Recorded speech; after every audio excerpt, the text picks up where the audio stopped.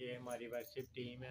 Hello hello, अगर आपको हमारी वीडियो पसंद आए तो हमारी लाइक, शेयर और सब्सक्राइब जरूर कीजिएगा। सब्सक्राइब। Bye bye by.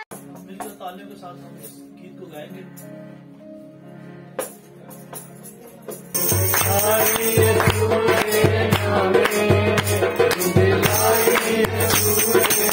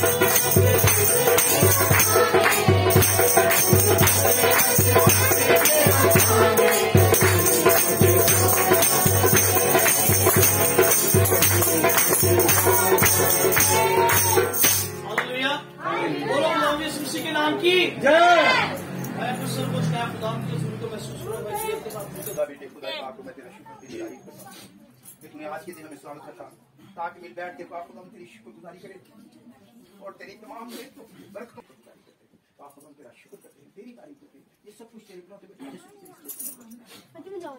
हम और खुदा की मदद शुरू करें। 318 आसमान के तले जमीन